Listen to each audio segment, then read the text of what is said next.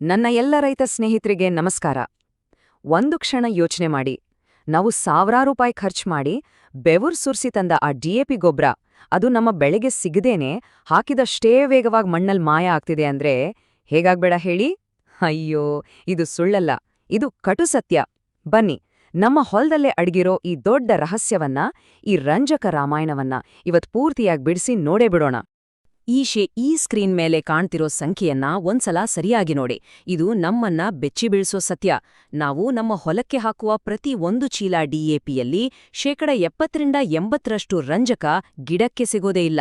ಅಂದ್ರೆ ಅದು ಮಣ್ಣಲ್ಲೇ ವೇಸ್ಟ್ ಆಗೋಗುತ್ತೆ. ನಮ್ಮ ದುಡ್ಡಿನ 3/4 ಭಾಗ ಮಣ್ಣು ಪಾಲಾಗ್ತಿದೆ ಅಂತಾಯ್ತು. ಗಿಡಕ್ಕೆ ಸಿಗೋದು ಎಷ್ಟು? ಬರೀ 20-30% ಅಷ್ಟೇ. ಹಾಗಿದ್ರೆ ಸಹಜವಾಗೇ ಒಂದು ಪ್ರಶ್ನೆ ಬರುತ್ತೆ. ಅಷ್ಟೊಂದು ಕಷ್ಟಪಟ್ಟು ದುಡಿದು ತಂದ ಗೊಬ್ಬರದ ದುಡ್ಡು ಎಲ್ಲಿಗ್ ಹೋಗ್ತಿದೆ? ಯಾರು ಅದನ್ನ ಕದೀತಾ ಇದ್ದಾರೆ? ಈ ಪ್ರಶ್ನೆಗೆ ಉತ್ತರ ಸಿಕ್ಬಿಟ್ರೆ ನಮ್ಮ ಅರ್ಧ ಸಮಸ್ಯೆ ಬಗೆಹರಿದ ಹಾಗೆ ಅಲ್ವಾ? ಬನ್ನಿ, ಆ ಉತ್ತರವನ್ನ ಹುಡುಕೋಣ. ಸರಿ, ಕಥೆಯ ಮೊದಲ ಭಾಗಕ್ಕೆ ಬರೋಣ. ನಮ್ಮ ರಂಜಕವನ್ನು ಮಾಯ ಮಾಡ್ತಿರೋ ಆ ಕಳ್ಳರು ಬೇರೆ ಎಲ್ಲೂ ಇಲ್ಲ, ನಮ್ಮದೇ ಹೊಲದ ಮಣ್ಣಿನಲ್ಲಿ ಗಟ್ಟಿಯಾಡಿ ಕೂತಿದ್ದಾರೆ. ಹೌದು, ಯಾರು ಆ ಕಳ್ಳರು? ಅವರ ಮುಖವಾಡ ಕಳಚಿ ಅವರ ಅಸಲಿ ರೂಪ ಏನು ಅಂತ ನೋಡೋಣ ಬನ್ನಿ. ನೋಡಿ, ನಮ್ಮ ಮಣ್ಣು ಯಾವ ತರ ಇದೆಯೋ ಅಲ್ಲಿರೋ ರೌಡಿಗಳು ಕೂಡ ಅದೇ ತರಹ.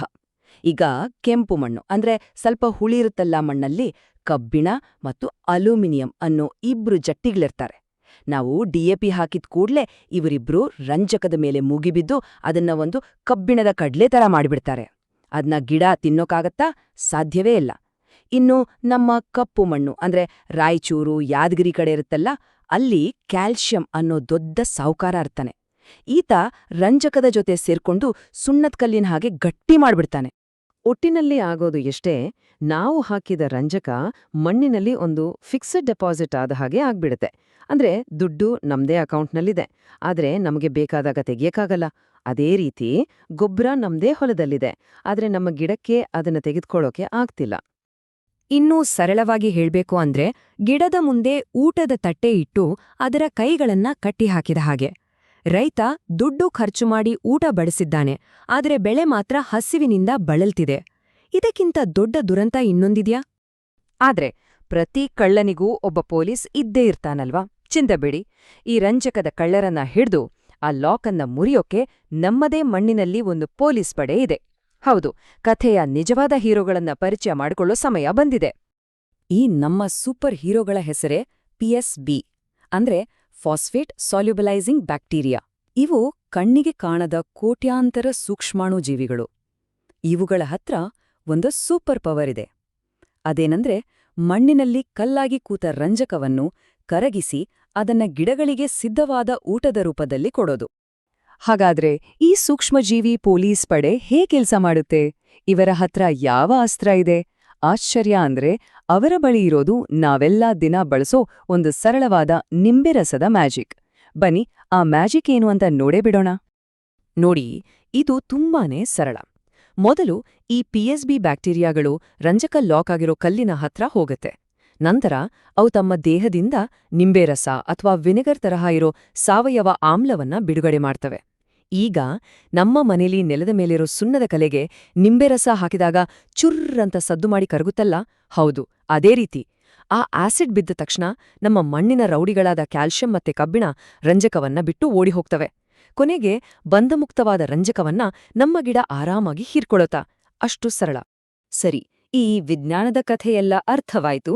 ಈಗ ನಮ್ಮ ಜೇಬಿಗೆ ಸಂಬಂಧಪಟ್ಟ ಅತೀ ಮುಖ್ಯವಾದ ವಿಷಯಕ್ಕೆ ಬರೋಣ.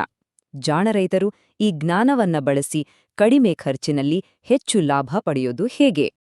ಮುಖ್ಯವಾಗಿ 3 ಅತ್ಯಂತ ಸುಲಭ ಮತ್ತೆ ಕಡಿಮೆ ಖರ್ಚಿನ ಉಪಾಯಗಳಿವೆ.